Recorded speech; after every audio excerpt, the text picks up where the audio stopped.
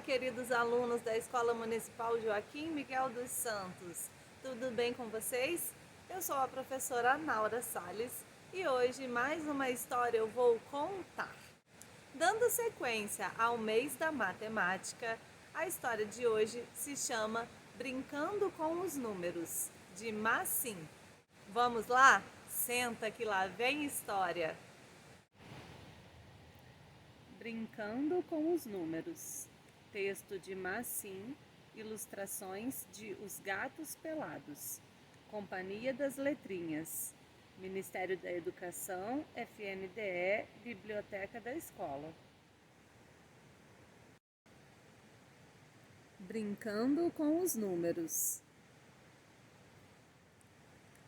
Os astecas e os maias, que viviam na América, contavam de 20 em 20.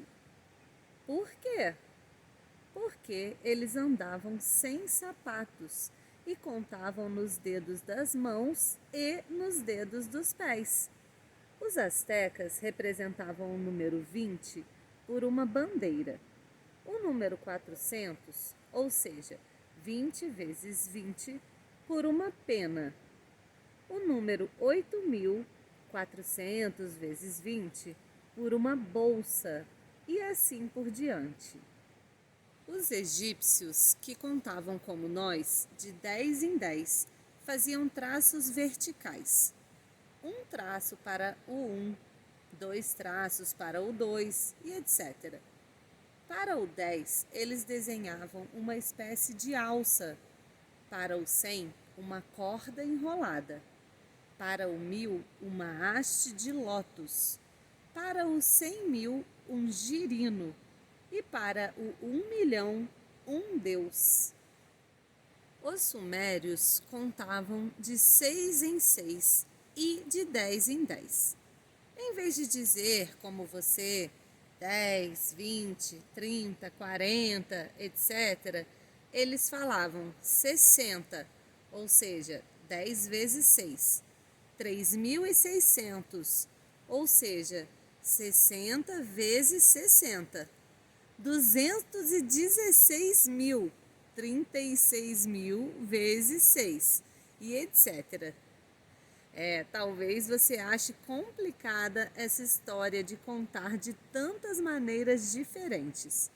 Só que, sem perceber, você também utiliza algum desses sistemas. Veja. Há 200 anos, desde que inventaram o sistema métrico, temos o hábito de contar tudo de 10 em 10. Mas você já parou para pensar por que razão com a hora é diferente? Você não chega dizendo, são 9h70, mas são 10h10. Nem são 11h90, mas são 12h30, 12h30. É porque, sem perceber, adotou a maneira de contar dos sumérios. Pois bem, a ideia foi das pessoas que viviam na Mesopotâmia. Elas observaram a revolução da Lua ao redor da Terra e do Sol e acharam que o certo era dividir o tempo utilizando o número 6. É por isso que desde aquela época os dias são de 2 vezes 12 horas. 6 vezes 2 vezes 2. Uma hora tem 60 minutos. 1 minuto, 60 segundos. E o círculo conta 360 graus. Outra coisa que hoje em dia se conta por dúzia ou por meia dúzia são os ovos e alguns outros gêneros. E os ingleses têm uma moeda, a libra, que até há muito pouco tempo compreendia 20 shillings, cada um dos quais se subdividia em 12 pence. Do mesmo modo, o pé inglês é formado por 12 polegadas, exatamente como na Roma antiga. Aliás, na Inglaterra, as distâncias não são medidas em quilômetros, mas em milhas. A unidade marinha de 1.852 metros tem um valor diferente da unidade terrestre, de 1.609 metros. Em outros lugares, antigamente, mediam-se distâncias em léguas, em estádios, em pés, em passos, em polegadas e em linhas. Para medir tecidos, utilizavam-se aunas, varas, braças. Para as superfícies, haviam medidas como geiras, perchas, acres, jornadas, cesteiros. Às vezes também acontecia de se utilizarem expressões diferentes conforme a região. Outras vezes a denominação podia ser a mesma, mas seu valor variava. Os sistemas podem variar conforme a época ou o país, mas é divertido observar que às vezes encontramos os mesmos símbolos. Assim, é preciso subir 365 degraus, ou seja, o número de dias do ano, para chegar ao topo da pirâmide de Chichén Itzá, no México. Será que também é preciso subir 365 degraus para chegar ao alto das catedrais? É o que afirmam certos textos. A realidade não fica muito longe disso. A Catedral de Notre-Dame, em Paris, tem 385 degraus e a de Chartres, 378. Na antiguidade, as contas eram feitas num ábaco, uma espécie de calculadora com pequenas bolas enfiadas em arames. Arquimedes dizia que usando um ábaco seria capaz de contar o número de grãos de areia que, segundo ele, formavam o universo. Durante muito tempo, as pessoas contavam sem utilizar o zero, tratando apenas de deixar um espaço vazio, correspondente às unidades que faltavam. Só os hindus e os chineses conheciam seu uso.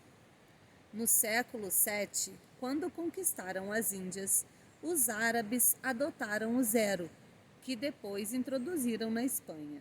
O monge Gerbet, um francês de Auvergne, que mais tarde seria papa, disseminou seu uso. Pouco a pouco, os algarismos romanos, utilizados pelos latinos, foram sendo substituídos pelos números batizados como algarismos arábicos, que também poderiam ter se chamado algarismos hindus.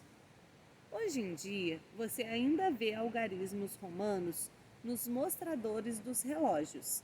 Além disso, eles são utilizados para grafar os séculos ou os capítulos dos livros, ou nos nomes de reis e papas.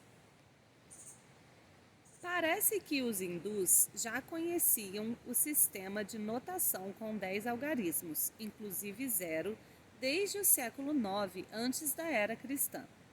Eles recorriam a palavras simbólicas para designar os números. Era assim que a palavra dente equivalia a 32. Durante muitos séculos, as pessoas conseguiam fazer cálculos muito complicados sem jamais utilizar algarismos.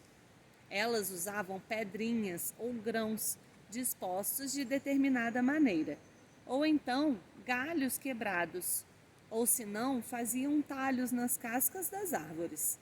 Alguns povos haviam chegado a contar até 1 milhão só com a ajuda dos 10 dedos. Na América do Sul, mas também em certas ilhas do Pacífico, empregavam-se barbantes de diferentes comprimentos e cores com a mesma função dos ábacos. Estes são utilizados até hoje na Rússia e no Extremo Oriente, embora as calculadoras tenham sido adotadas no mundo inteiro.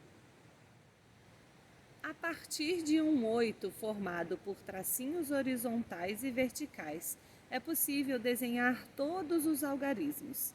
São esses sinais geométricos que você pode observar sobre os mostradores dos relógios ou das máquinas de calcular. É o que se denomina notação digital. Talvez você ache esses sinais todos muito abstratos. mas bem que pode se divertir com eles. Se quiser, pode dar-lhes uma aparência humana. Experimente desenhar o perfil de uma pessoa com os algarismos 6, 4 e 2. Mas há diversas outras combinações possíveis. O que você acha das sugestões de Phil e Pipo? Agora é sua vez de brincar com os números.